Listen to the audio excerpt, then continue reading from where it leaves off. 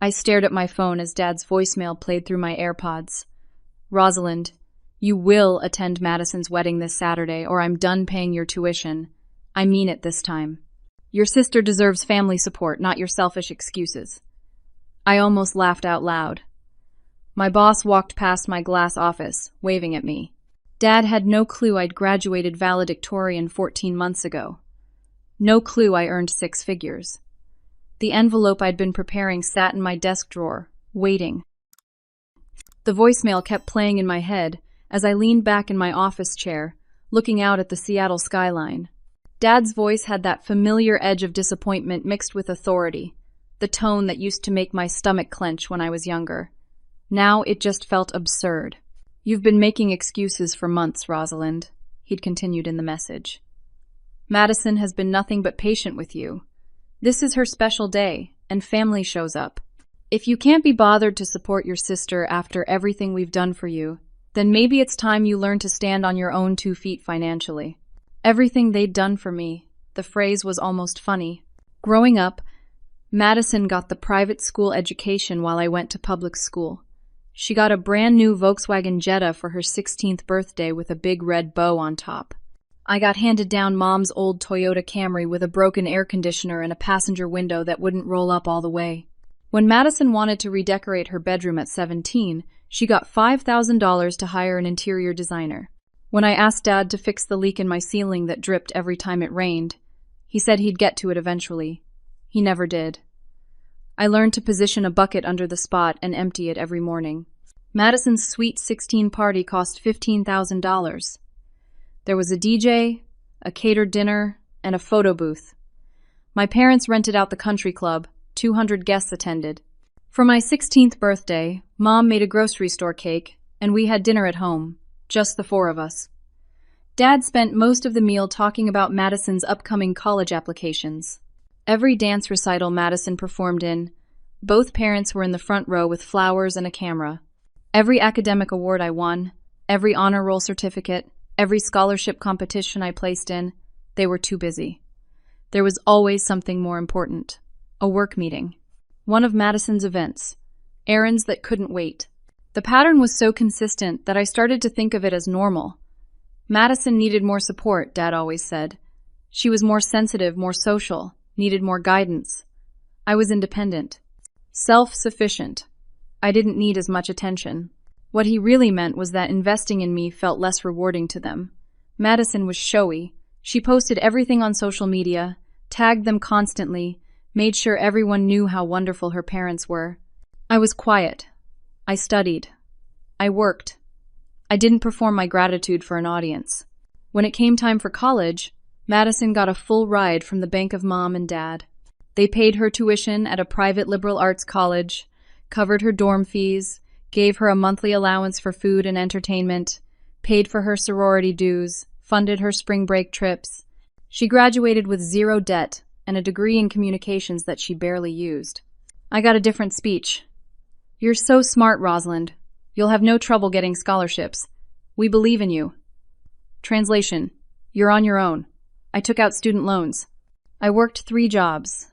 I was a barista at a coffee shop near campus, from 5 in the morning until 9. I tutored students in math and computer science, from 3 in the afternoon until 6. I did freelance coding work in whatever hours remained, usually late into the night. I slept about 4 hours a night for 3 years, but I graduated summa cum laude. I won a competitive merit scholarship my junior year that covered the rest of my tuition. I landed an internship at a major tech company my senior year through pure merit and hard work. They offered me a full-time position before I even graduated. I accepted, finished my degree a semester early, and walked across that stage as valedictorian of my class at the University of Washington. My parents didn't come to my graduation. Madison had a bridal shower that same weekend, for a wedding that wouldn't happen for another 6 months. That was 14 months ago. I'd been working as a senior software engineer ever since. My starting salary was $135,000. After my first year review and a promotion, I now made $155,000, plus stock options and a generous bonus structure. I had $85,000 in my savings account. I owned my car outright. paid in cash from my signing bonus. I rented a beautiful one-bedroom apartment in downtown Seattle for $2,800 a month and paid it easily. I had no debt. None. I'd paid off my student loans in the first 8 months. And my family had no idea. I'd made the decision not to tell them the day I got my diploma in the mail. I wanted to run an experiment. I wanted to see if they could love me, be proud of me, reach out to me, without needing anything from me, without it benefiting them somehow. It was a test of their character. So far, they were failing spectacularly. The only calls I got were demands. Come to this event for Madison. Send a gift for Madison's engagement. Contribute to Madison's wedding. Show up and smile and play the role of supportive little sister while they continued to treat me like an afterthought. 6 months ago, Madison got engaged to Brandon, a guy who worked in finance and came from money. The wedding budget ballooned to over $80,000. My parents contributed $40,000. They announced this proudly on Facebook. Dozens of people commented about how generous they were. What wonderful parents. I wasn't invited to be a bridesmaid. Wasn't invited to the dress shopping trips, the bridal showers, the bachelorette party in Miami. Madison's social media was full of photos from all these events. Her and her bridesmaids in matching robes, holding champagne glasses. Her and Mom crying happy tears in a bridal boutique. Her showing off her ring in dozens of posed shots. I was expected to attend the wedding, though. That was my role. Show up, sit quietly, smile for photos if asked, and fade into the background. Until 3 days ago, when Madison called. Rosie, she'd said, using the nickname I'd always hated. Her voice was syrupy sweet, the tone she used when she wanted something. I've been thinking, and I feel just terrible that you're not in the wedding party. For 1 second, one brief, stupid second, hope had flickered in my chest. Maybe she actually cared. Maybe this was a genuine olive branch.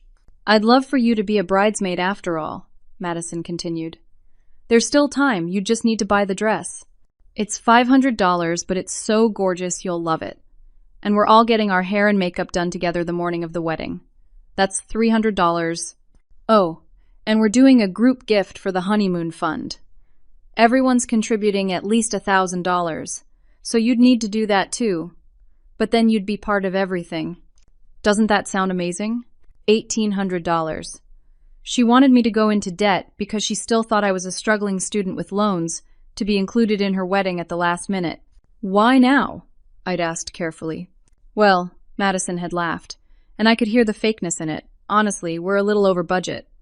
Dad mentioned you'd probably want to help out. You know, family and all. It's what we do for each other. There it was. They didn't want me in the wedding party. They wanted my money. Or rather, they wanted me to take on more debt so they could have their perfect day without financial stress. I told her I'd think about it and hung up. That's when I started preparing the envelope. Now, sitting in my corner office with my name on the door, managing a team of 3 talented engineers, I pulled open my desk drawer. The envelope was thick, cream-colored, expensive. I'd printed everything on high-quality paper. My diploma, with valedictorian clearly marked in elegant script. My offer letter from the company, showing my salary in black and white. My most recent pay stub, showing a gross pay of $12,916 for half a month's work. Photos of my office, photos of my apartment, and a letter I'd written explaining everything. I'd also included a check for $50,000 made out to my father. The memo line read, "Return to sender. Money you wasted on me. Never needed it." I wasn't planning to cash it, obviously. It was symbolic. A visual representation of the fact that I'd made it without them. That their neglect hadn't broken me. It had made me stronger. My boyfriend Ethan knocked on my glass door and poked his head in. "Still good for lunch?" I smiled at him, closing the drawer. "Absolutely. Let me just finish this email." Ethan was one of the best things that had happened to me in Seattle. We'd met at a tech industry mixer a year ago. He was kind, supportive, brilliant in his own right as a senior developer at another company. When I'd told him about my family situation, about the experiment I was running, he'd understood immediately. "You deserve people who love you for you," he'd said, "not for what you can do for them." I was starting to believe him. Friday afternoon, I loaded my overnight bag into the trunk of my Honda Accord and started the 4-hour drive from Seattle to Spokane, my hometown, the place I'd left behind with no intention of looking back. The drive gave me time to think. Time to replay the entire history of being second best, second choice, second thought. I'd made a playlist of empowering songs, music that made me feel strong and capable. I sang along loudly, windows down, letting the spring air rush through the car. I thought about the journey that had brought me here, not just the drive, but the whole path. I remembered being 19 years old, pulling a double shift at the coffee shop, and then going straight to a 4-hour tutoring session, my feet aching, my eyes burning from exhaustion. I remembered studying organic chemistry at 2 in the morning, drinking my 4th cup of coffee, knowing I had to be back at work at 5. I remembered the night I finally paid off my last student loan, sitting in my apartment, staring at the zero balance on my screen and crying with relief. I remembered my first day at my job, walking into that beautiful office building, riding the elevator up to the 12th floor, seeing my name on the door of my own office. I'd stood there for 5 minutes, just looking at it. Rosalind Chen, senior software engineer. I'd done it, all by myself. Wait, no, not Chen. I needed to use a different last name, Rosalind Parker. That was better.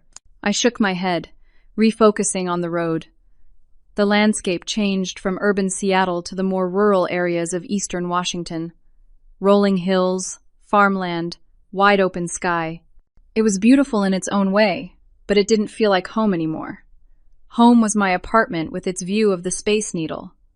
Home was my office with my team. Home was the life I'd built. I wasn't staying with my parents. I'd booked a room at the Hampton Inn near the wedding venue and texted Mom that I was already settled. She'd replied with a curt fine and nothing else. No safe travels, no excited to see you. Just fine. The hotel was clean and comfortable. I checked in, went up to my room, and laid out my outfit for the wedding. The navy dress I'd bought at Nordstrom hung perfectly on the hanger. It had cost $400, and I hadn't blinked at the price tag. The matching shoes and clutch were elegant, professional but beautiful. I looked like the successful woman I was. I carefully placed the envelope in the clutch. Tomorrow everything would change. But first, I had to survive the family dinner. Dad had insisted on a family dinner Friday night at their house. A chance for everyone to gather before the big day, he'd said. I knew it was really just another opportunity to worship at the altar of Madison. I arrived at 7, parking on the street instead of the driveway, leaving myself an easy exit if I needed one. The house looked exactly the same as it had when I'd left for college. Same beige siding, same brown shutters, same neglected flower beds that Mom had given up on years ago. I walked up to the front door and rang the bell. Even though I'd grown up here, it didn't feel right to just walk in. This wasn't my home anymore. Mom answered, looking harried. Oh, you made it. Not hello, not a hug, just a statement of fact. I said I would, I replied evenly. The house was chaos. Wedding decorations were everywhere. White tulle draped over doorways, boxes of party favors stacked in the corner. Madison's wedding dress hung on a mannequin in the living room, the train spilling across the floor. Everything revolved around tomorrow. Madison was in the kitchen, surrounded by bridesmaids, all of them laughing about something. She saw me and waved, but didn't get up. Hey, Rosie, you're here. I am. Great. We're just finishing up some last-minute details. Make yourself comfortable. Translation: we're busy with important things. Entertain yourself. Dad was in the dining room with Brandon, going over the seating chart one more time. He glanced up when I entered. Rosalind, good. You're here. We're just about to eat. No hug, no smile, just acknowledgement of my presence. The table was set for 8 people. Mom and Dad at the heads of the table. Madison and Brandon on one side, along with Brandon's parents, George and Linda. Me on the other side, sitting alone with 2 empty chairs beside me like bookends of isolation. George and Linda were polite when we were introduced. They shook my hand warmly, asked how I was doing. Madison has told us so much about you, Linda said. I wondered what exactly Madison had told them. Probably not the truth. Dinner was Mom's pot roast with roasted vegetables and mashed potatoes. It was actually good, but no one complimented her on it. The conversation flowed around me like I was a rock in a stream. "We've spared no expense for Madison's special day," Dad announced proudly, cutting into his meat. "Nothing's too good for our successful daughter." Successful. Madison was a receptionist at a dental office. She made maybe $35,000 a year, but she was successful in the ways that mattered to them. She was getting married. She was photogenic. She performed happiness for an audience. "The flowers alone cost $6,000, Mom added. "But they're going to be stunning. Madison has such exquisite taste. Must be nice to have free time to plan such an elaborate wedding," someone said. I think it was George. What with Madison's demanding career and all. There was an awkward pause. Everyone knew Madison's job was not demanding in the slightest. Dad jumped in. "Madison has always been so good at balancing everything. Career, relationships, family. She's remarkable. Unlike some people who just hide away in school forever," Madison said sweetly, looking directly at me. The table went quiet. "Madison," Brandon said softly, a warning in his tone. "What?" "I'm just saying, Rosalind. When do you think you'll finally graduate? You've been in school for what, 5 years now?" "4 years is standard for a bachelor's degree," I said calmly. "Some people finish in 3.5. "Right. But you're still there, aren't you? Still taking classes?" I smiled blandly. "Something like that." "Must be hard, being so far behind in life," Madison continued. "I mean, I already have my career, my house, and now my marriage. What do you have?" Brandon looked mortified. Linda and George exchanged uncomfortable glances. Mom and Dad said nothing. They never did when Madison took shots at me. "I have peace of mind," I said quietly. Madison laughed. "That's what people say when they have nothing else." I took a sip of water and let it go. Tomorrow. I just had to make it until tomorrow. The rest of dinner continued in the same vein. Every topic circled back to Madison. Her dress, her flowers, her honeymoon plans, her future, her dreams. When Linda asked me about my studies, trying to be polite, Dad interrupted to talk about how Madison had graduated with honors. She hadn't. She'd graduated with a 2.8 GPA. After dinner, I helped Mom clear the plates, while everyone else moved to the living room. Madison, of course, didn't help.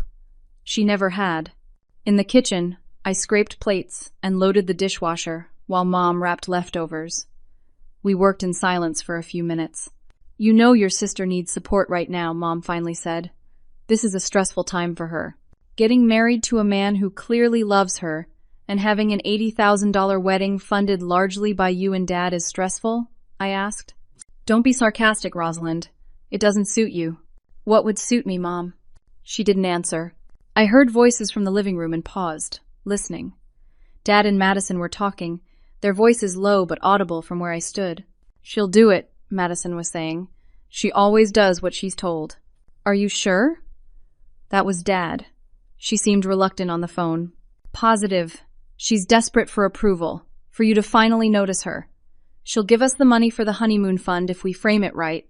Make it seem like it's her chance to finally contribute something meaningful to this family." My hands stilled in the soapy dishwater. $5,000 should cover the shortfall, Dad said. And she owes us anyway. We raised her. She can take out another student loan if she needs to. "Exactly," Madison laughed. "I mean, what's another $5,000 in debt when she already has so much? At least this way she'll be useful." Mom had frozen beside me, a container of leftover pot roast in her hands. She'd heard it too. Our eyes met. For just a moment, I saw something flicker across her face. Shame, maybe, or discomfort. But then she looked away and busied herself with the leftovers. She wasn't going to say anything. She never did. I dried my hands on a dish towel, walked calmly to the living room, and said my goodbyes. I should get going. Big day tomorrow. Need to get some rest. "See you at the venue," Madison sang out. "Don't be late." "I won't be," I promised. And I meant it. I wouldn't miss this for the world. Saturday morning, I woke up at 6 in the hotel room. The wedding wasn't until 2 in the afternoon, but I wanted time to prepare. Not just physically, but mentally. I went down to the hotel gym and did 30 minutes on the treadmill, then some weight training. Exercise always helped me think clearly. As I ran, I thought about what I'd overheard last night. The calculation in their voices. The casual cruelty. They'd been planning to manipulate me into going further into debt. Debt they thought I had, just to cover their overspending on Madison's wedding. They saw me as a resource, a last resort when they needed extra cash. Not as a daughter, not as a person with my own life and struggles. Just a convenient ATM they could guilt into dispensing funds. After my workout, I showered and took my time getting ready. I'd brought my own hairstyling tools, my own makeup. Everything was precise, controlled, perfect. I dried my hair until it fell in smooth waves past my shoulders. I applied makeup carefully, going for a natural but polished look. When I slipped into the navy dress, I looked at myself in the full-length mirror. I looked successful, confident, put together. I looked like someone who had her life figured out. The envelope sat on the dresser, thick and full of truth. I picked it up, holding it carefully. This was it. The moment I'd been building toward for 14 months. The moment I stopped being invisible and demanded to be seen. I arrived at the country club at 1:30. The venue was beautiful, I had to admit. Sweeping grounds, elegant architecture, professional landscaping. White chairs set up in perfect rows facing an altar decorated with thousands of dollars worth of flowers. A tent set up nearby for the reception, with chandeliers and uplighting and a dance floor that gleamed. Guests were starting to arrive, dressed in their finest. I recognized some faces from my childhood. Neighbors, family friends, distant relatives I hadn't seen in years. Several of them did double takes when they saw me. "Rosalind?" Aunt Helen approached, her eyes wide. "Sweetie, is that you?" "Oh my goodness, look at you. You look absolutely stunning." I hugged her, feeling genuine warmth for the first time since arriving in Spokane. Aunt Helen was Dad's older sister, and she'd always been kind to me. She was one of the few people who seemed to notice how differently my parents treated their daughters. "Thank you, Aunt Helen. Seriously, honey, you look like $1,000,000. She held me at arm's length, studying me. "Life must be treating you well." "Something like that," I said with a small smile. Uncle Thomas joined us, along with my cousins Jamie and Alex. They all echoed Aunt Helen's surprise and compliments. It felt good, being seen. Being recognized as someone beyond the struggling student my parents had painted me as. "Where are you sitting?" Jamie asked. "Are you in the family section?" "I'm in row 3, I said. "Table 8 at the reception." Aunt Helen's mouth tightened. "Row 3. Not even row 2 with the rest of the family." "It's fine," I assured her. Really, but it wasn't fine, and we both knew it. The ceremony began at 2. I sat in my assigned seat between distant cousins I barely knew, watching as the processional started. Madison's bridesmaids walked down the aisle in their expensive dresses, smiling and posing. Then came Madison herself on Dad's arm, looking admittedly beautiful in her elaborate gown. Brandon stood at the altar, smiling nervously. He seemed like a decent guy. I hoped he knew what he was getting into. The ceremony was traditional, classic, tasteful. The officiant talked about love and commitment and partnership.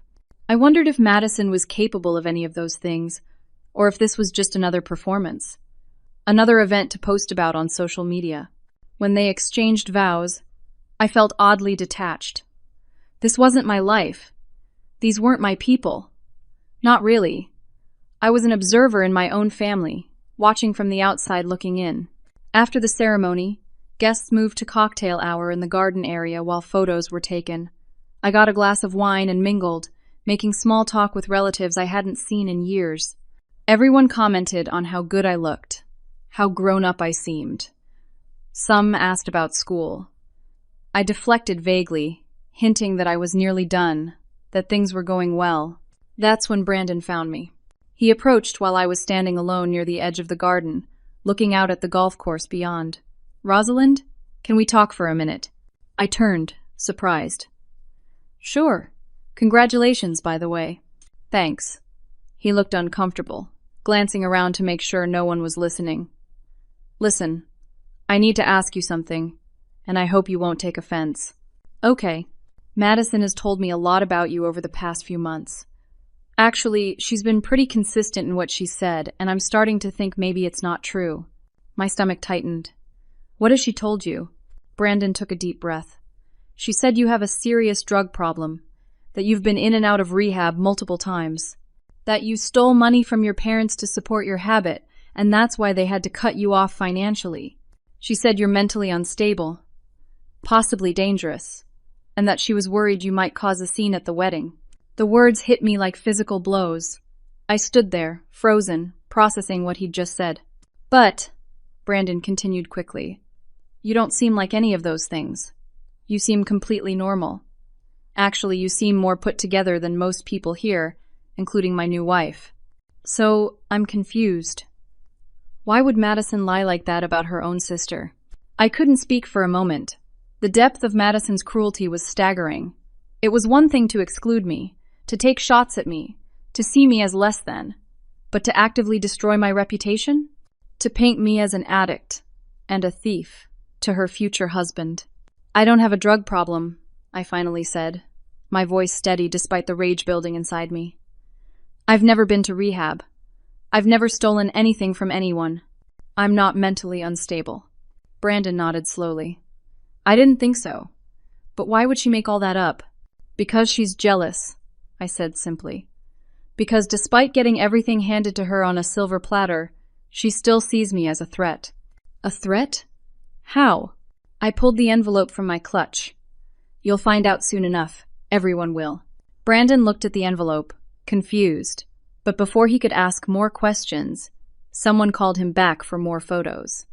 He left, throwing one more puzzled glance over his shoulder.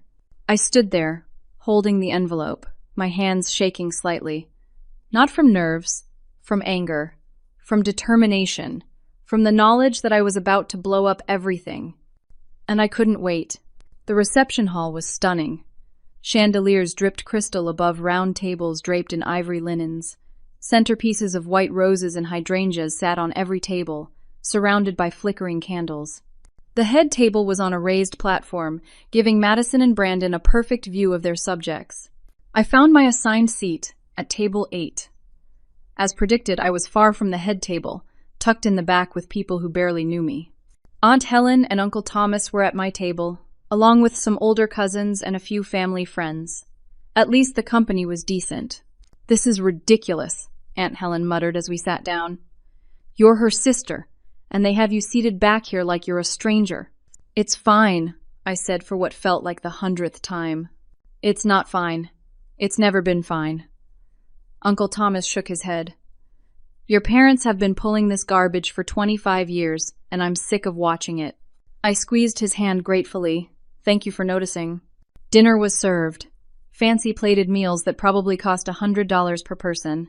Filet mignon, roasted asparagus, truffle mashed potatoes. It was delicious, but I could barely taste it. My heart was pounding in anticipation. After dinner, the speeches began.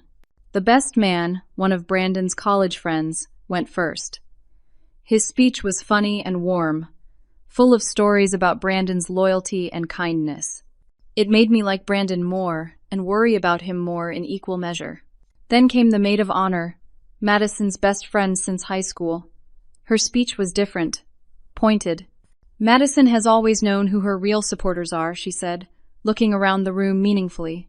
She surrounds herself with people who show up when it matters, who put her first, who understand what true family means, not people who only appear when it's convenient for them. The jab was clearly directed at me. Several people glanced my way. I kept my face neutral, but inside I was seething. Then Dad stood up to give his speech. My beautiful daughter Madison, he began, his voice thick with emotion. Watching you grow into the woman you are today has been the greatest joy of my life.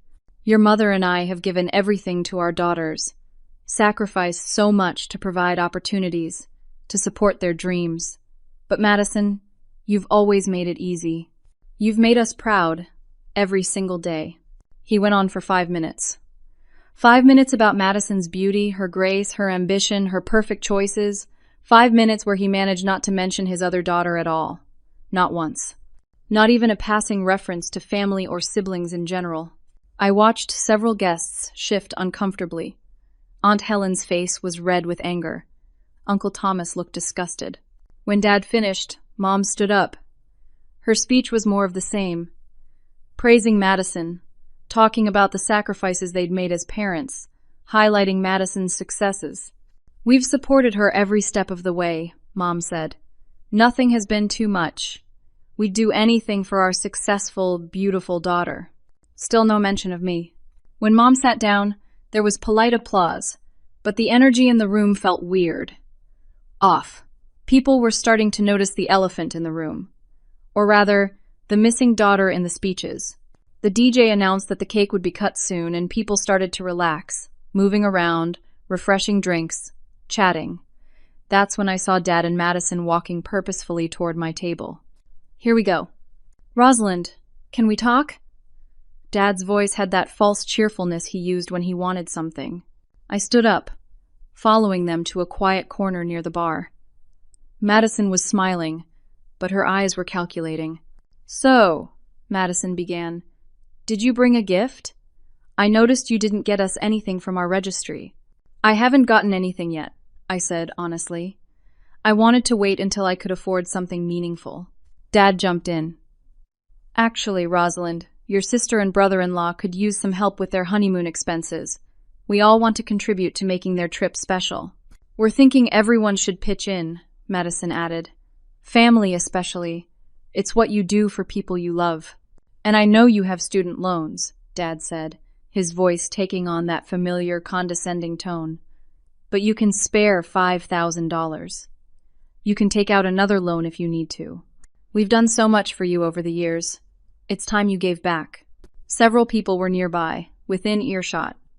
Aunt Helen was standing just a few feet away, pretending to look at her phone but clearly listening. Other guests were milling around, some of them starting to pay attention to our conversation. "Perfect. Actually," I said calmly, "I'd like to say a few words." "Rosalind, this isn't the time," Dad said quickly. "Oh, I think it's the perfect time." I walked toward the DJ booth. "What are you doing?" Madison hissed. "Just want to toast the happy couple," I said over my shoulder. Madison couldn't protest without looking terrible. She followed me, her smile frozen on her face, her eyes shooting daggers. I reached the DJ and asked politely for the microphone. He looked at Madison, who nodded stiffly, and handed it to me. The room quieted as I walked to the center of the dance floor, holding the microphone. Every eye in the room turned to me. This was it, the moment of truth. "Hi, everyone," I began, my voice steady and clear. "I'm Rosalind, Madison's sister." Polite applause, curious faces. "I want to thank my family for this beautiful wedding and for teaching me some of the most valuable lessons I've ever learned." People smiled, expecting a sweet speech. Growing up, I learned the importance of independence. While my sister received support and encouragement, I learned to support and encourage myself. While she was given opportunities, I learned to create my own. I worked 3 jobs through college. I studied until 3 in the morning most nights. I slept about 4 hours a night for 3 years. The room was getting quieter now. People were sensing this was going somewhere unexpected. But I graduated summa cum laude from the University of Washington. Pause. Let that sink in. Actually, I should clarify. I graduated 14 months ago. I was valedictorian of my class. Gasps throughout the room. Dad's face went pale. Madison's smile faltered. I've been working as a senior software engineer at a tech company in Seattle since then. I make a comfortable 6-figure salary. Actually, to be specific, I make $155,000 a year, plus stock options and performance bonuses. More gasps. People pulling out their phones, recording. This was better than I'd imagined. My parents don't know this because I never told them. I wanted to see if they could love me without needing me, if they could be proud of me without it benefiting them somehow. I started walking toward the head table, toward Dad. He looked frozen. I've been financially independent since graduation. I own my car outright. I pay rent on a beautiful apartment in downtown Seattle. I have no debt, none. I paid off my student loans in 8 months. I pulled the envelope from my clutch. Dad, you left me a voicemail this week. You threatened to cut off tuition payments if I didn't attend this wedding. You said I was selfish, that I didn't support my family. I handed him the envelope. He took it with shaking hands. Here's your answer. The room was dead silent. You could have heard a pin drop. Dad opened the envelope slowly, his fingers fumbling. He pulled out the diploma first. His eyes went wide. Then the offer letter, the pay stub, the photos, the letter I'd written. And finally, the check fluttered out, falling onto the table. $50,000. Multiple people gasped. Someone said, "Oh my God," loudly. Mom stood up, her hand over her mouth. Madison grabbed the papers from Dad, reading them frantically, her face cycling through confusion, shock, realization, and then rage. "The check is to repay you for any money you think you wasted on me," I said into the microphone, my voice carrying through the stunned silence. "Though we both know you spent a fraction on me compared to what you lavished on Madison, I won't be cashing it. Consider it a reminder that I never needed you. I succeeded despite you, not because of you." I handed the microphone back to the DJ and walked toward the exit. The room erupted. For a moment, nobody moved. Then everything happened at once. Dad tried to speak, his mouth opening and closing like a fish. No words came out. He just stared at the check in his hands, at the pay stub showing my bi-weekly salary, at my diploma with the valedictorian seal gleaming in gold. Mom burst into tears, loud, ugly sobs that echoed through the suddenly silent ballroom. And Madison screamed, "How dare you!" She lunged toward me, but Brandon caught her arm, holding her back. "This is my wedding! My day! How dare you make this about you?" I turned back to face her, my voice calm. "I came here because family should matter. But you've made it very clear that I only matter when you need something from me." "You're lying!" Madison shrieked, her carefully styled hair starting to come loose as she struggled against Brandon's grip. "You're making all of this up." "The documents are real," I said, simply. "Anyone can verify them. The University of Washington keeps graduation records. My employer has a website listing their employees." "I don't care!" Madison's face was red, twisted with rage. Her mask of perfection had completely shattered. "You always have to ruin everything.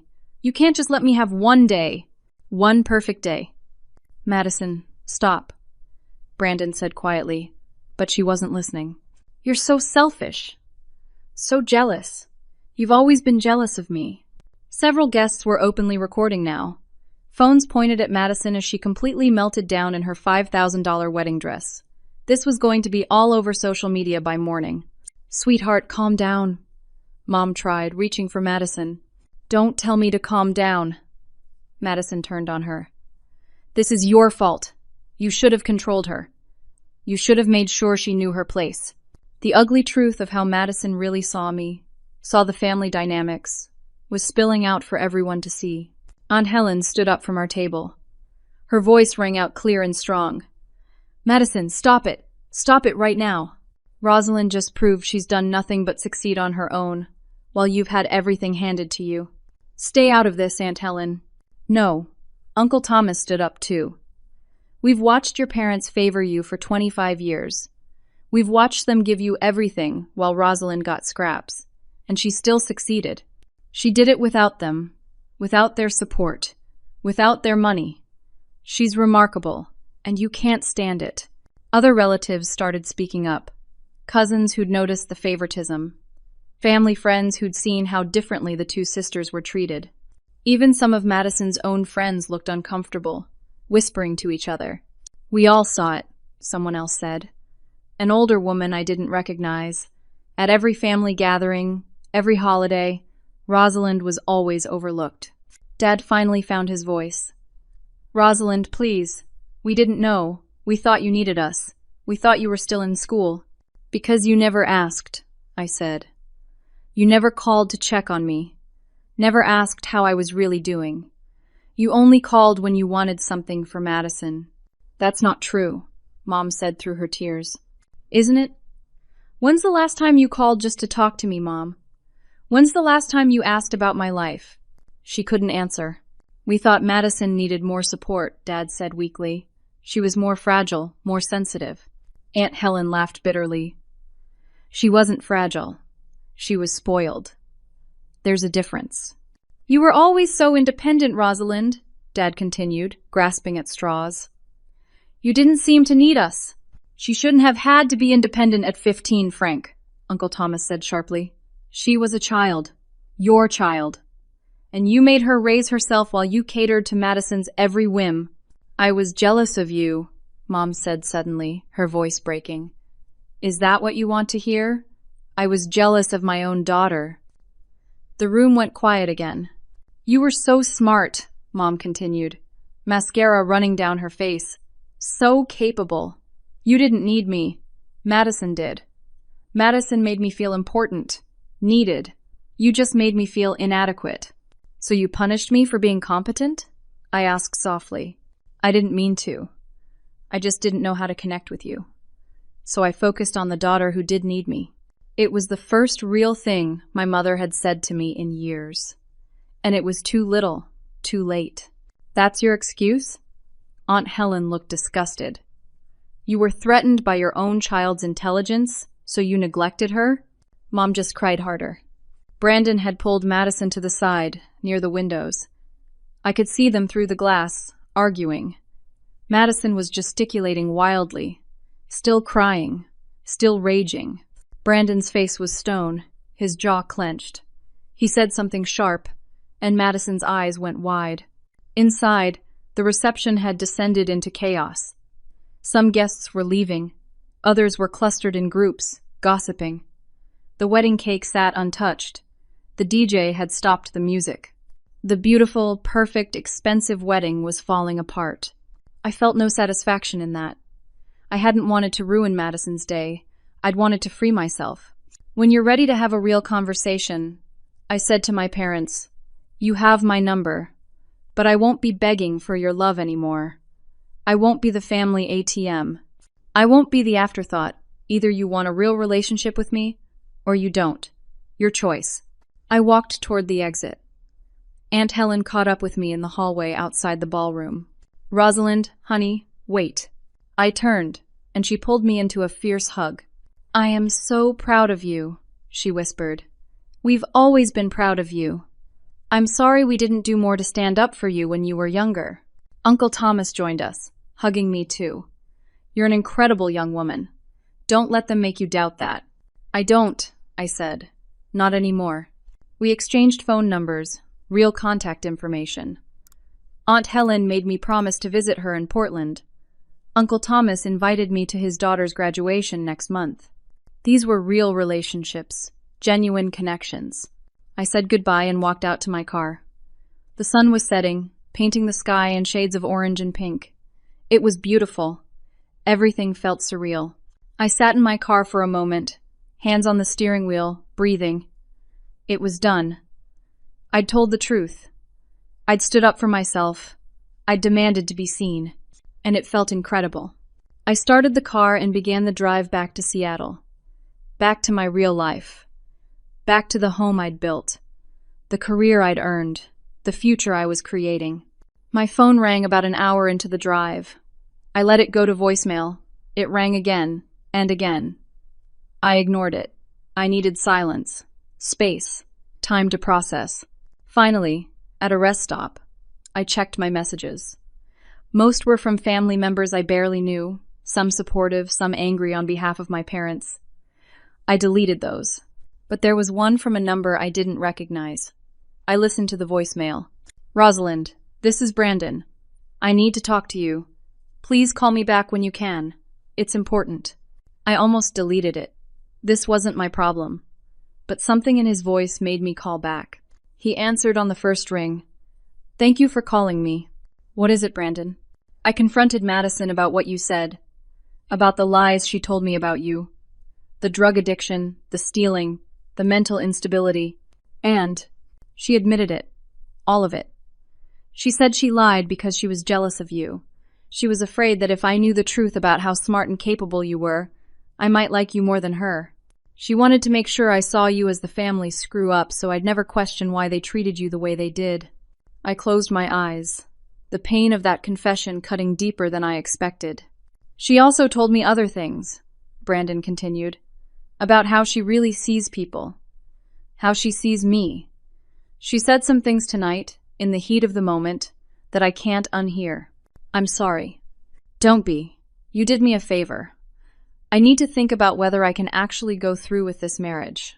We signed the venue contract. We had the ceremony, but we haven't filed the legal paperwork yet. We were supposed to go to the courthouse Monday to make it official. What are you going to do? I don't know yet. But I wanted to thank you for having the courage to tell the truth, even if it blew everything up. We talked for a few more minutes, then said goodbye.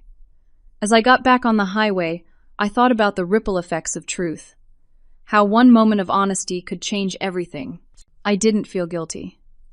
Madison had built her perfect life on a foundation of lies and manipulation. If it was crumbling now, that was on her, not me. I made it back to Seattle after midnight. My apartment had never looked so welcoming.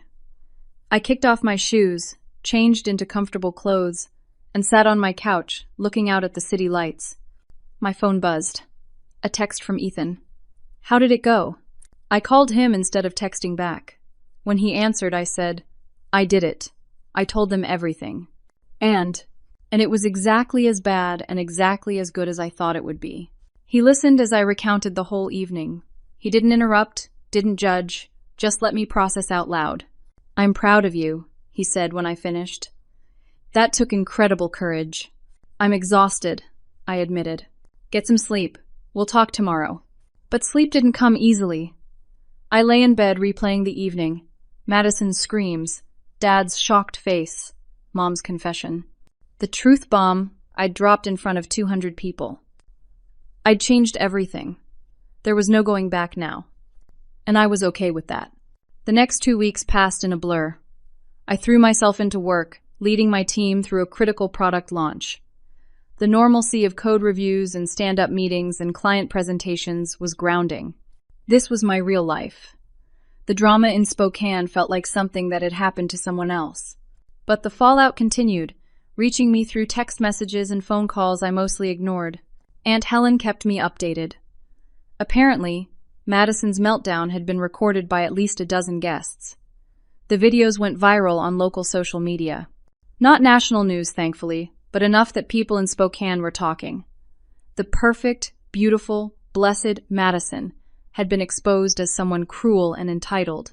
Brandon had indeed annulled the marriage. They'd never filed the legal paperwork, so technically, they were never legally married at all. He'd moved out of the house they were supposed to share and was staying with his parents. Word was that he was devastated, not just about Madison's lies about me, but about who she really was underneath the polished exterior. Madison had to return all the wedding gifts, which must have been humiliating.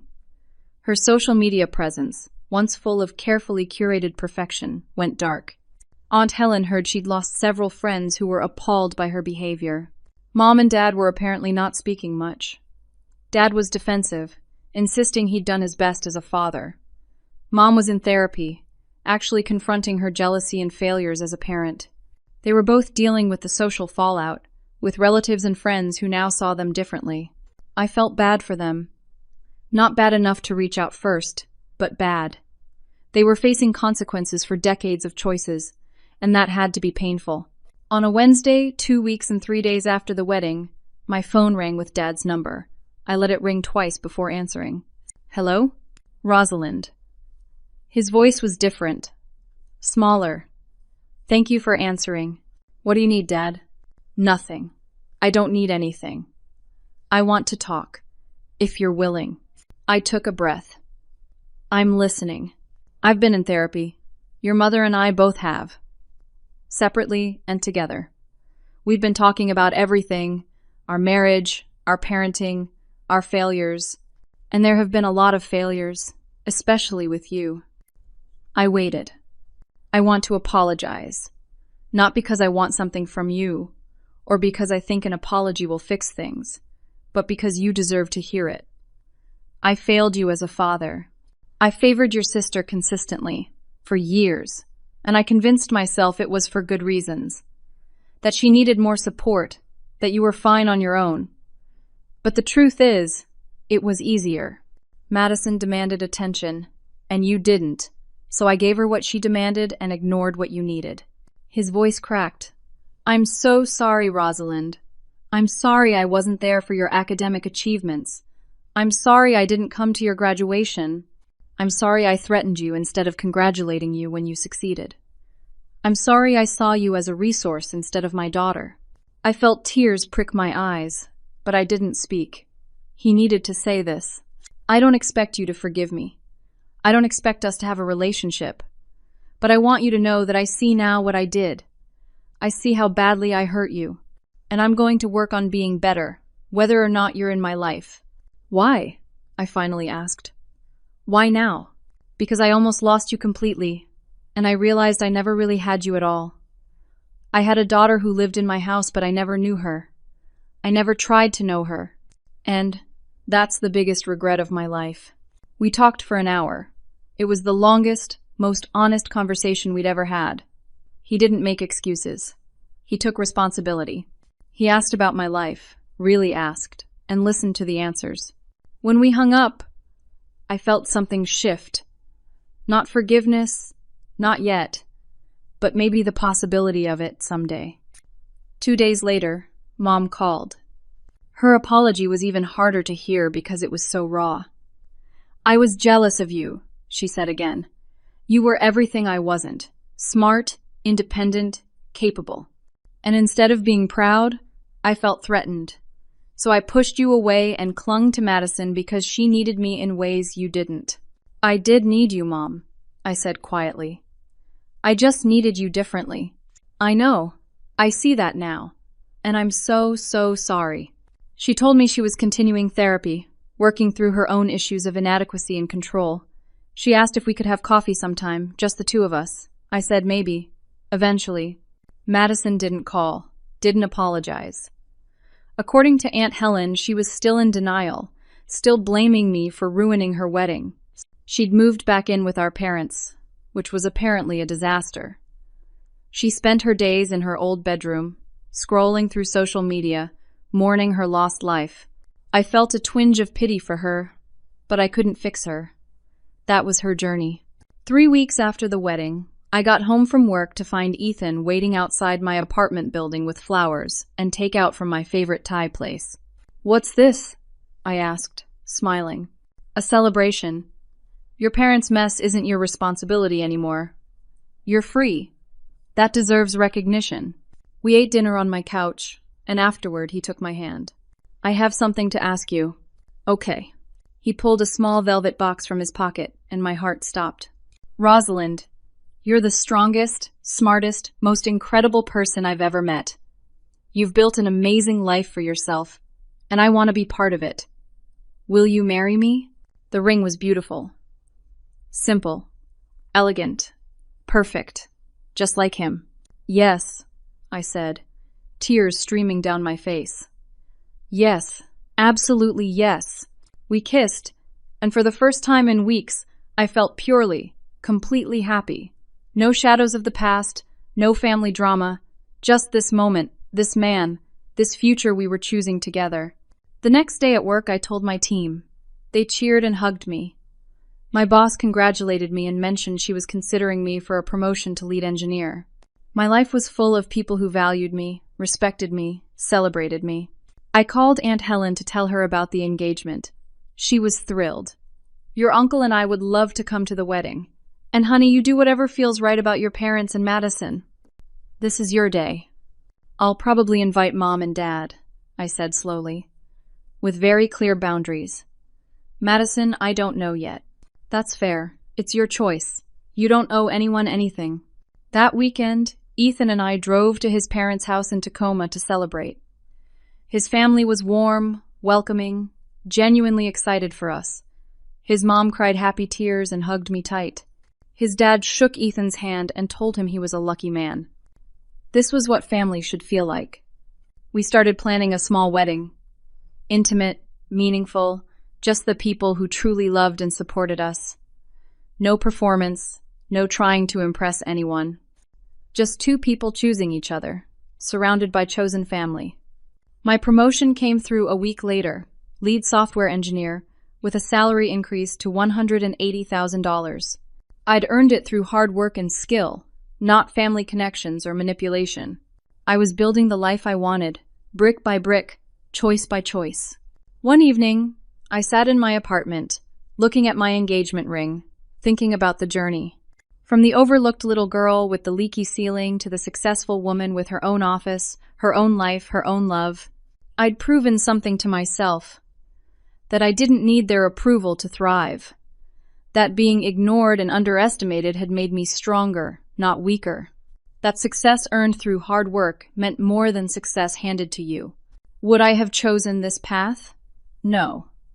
I'd have preferred loving, supportive parents who celebrated both their daughters equally, but that wasn't my reality. So I'd made my own reality instead. And it was pretty damn good. 4 months after the wedding that changed everything, I sat across from my parents at a coffee shop in downtown Seattle. It was our 4th meeting since that phone call from Dad.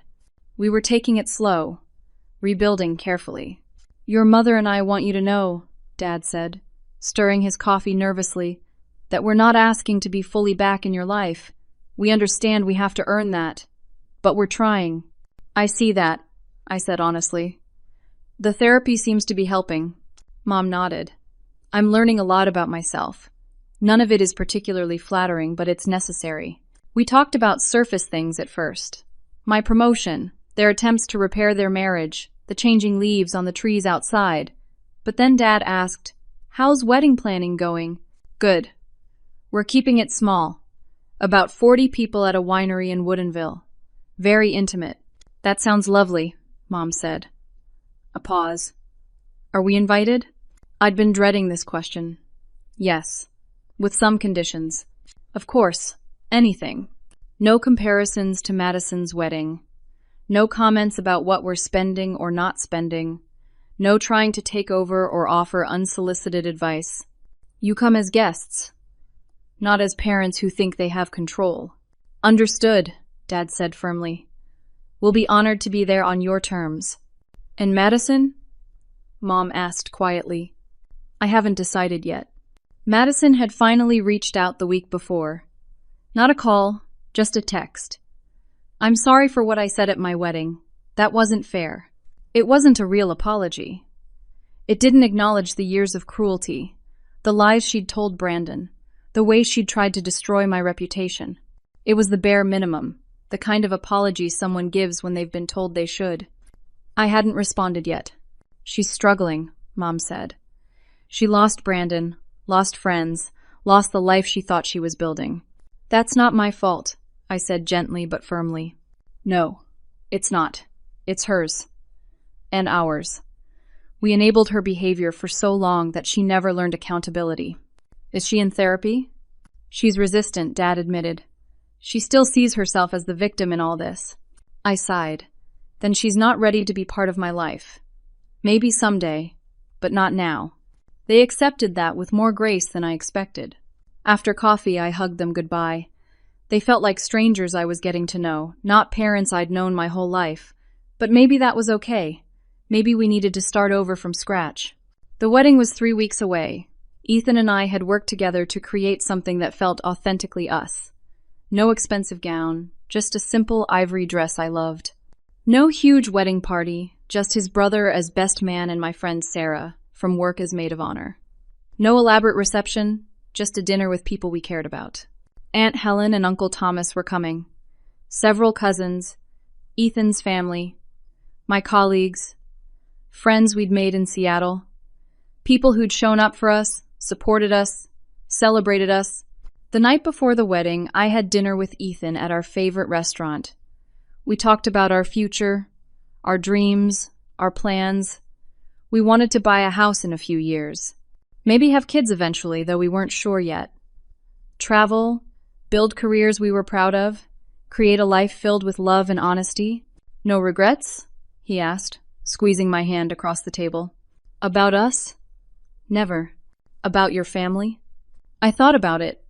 I regret that they weren't who I needed them to be. But I don't regret standing up for myself. I don't regret telling the truth. You inspired me, you know, Ethan said. The way you demanded to be seen, to be valued, it made me braver in my own life. We make each other brave, I said. The wedding day was perfect. Not perfect in the way Madison's was supposed to be, with every detail controlled and curated. Perfect because it was real. The vows we wrote ourselves made people cry. The food was delicious. The speeches were heartfelt and genuine. My parents sat quietly in the back, respecting boundaries, just present. Aunt Helen gave a toast about resilience and chosen family that had everyone nodding. During the reception, I looked around at the people gathered. This was my family, not defined by blood, but by choice, by respect, by genuine love. Ethan pulled me onto the dance floor for our first dance. As we swayed together, he whispered, "I'm so proud to be your husband. I'm proud to be your wife." In that moment, I felt it all. The journey from overlooked daughter to valued partner, from struggling student to successful professional, from someone begging for crumbs of approval to someone who knew her worth.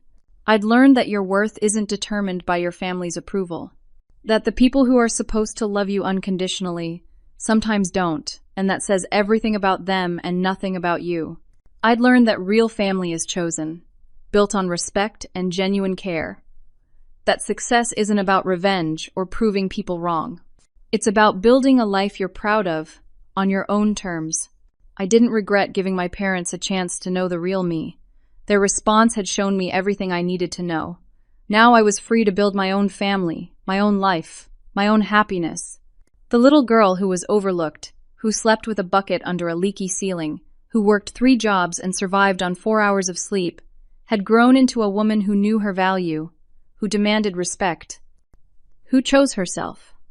And looking around at my wedding, at the man I loved and the people who truly cared about me, I felt something I'd never quite felt before. Peace, pride, contentment, home.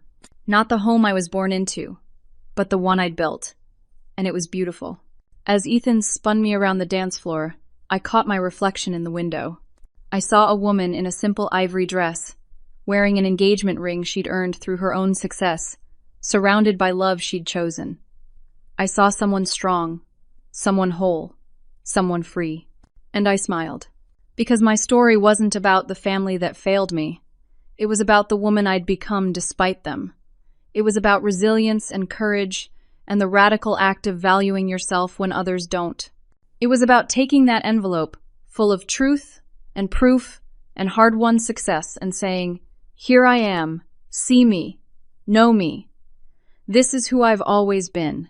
And finally, blessedly, I saw myself clearly too. I saw someone worth celebrating. Now, I want to ask you something. Have you ever felt invisible in your own family? Have you ever had to prove your worth to people who should have loved you unconditionally?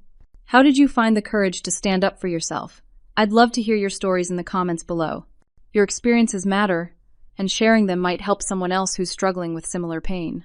If this story resonated with you, please hit that like button.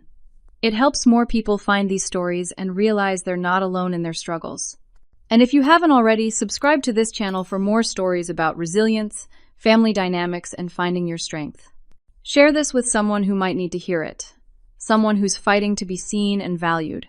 Thank you for listening to my story. Thank you for being here. I hope it reminded you that your worth isn't determined by others' inability to see it. You are valuable, you are worthy, and you deserve people in your life who recognize that. Until next time, remember, the family you choose can be more powerful than the family you're born into. And sometimes, the bravest thing you can do is choose yourself. Take care, and be kind to yourselves.